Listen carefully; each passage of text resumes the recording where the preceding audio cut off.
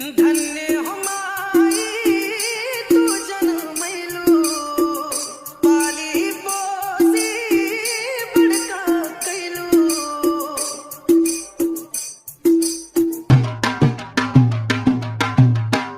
धन्य हो माई तू जनमैलू पाली पोसी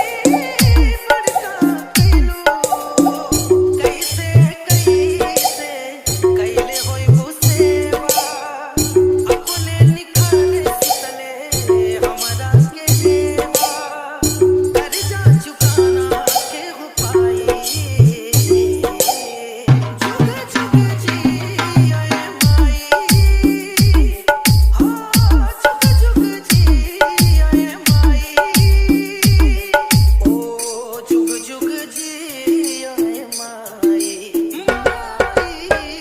जुग जुग जी आए माई अंकुश राजा, अंकुश राजा।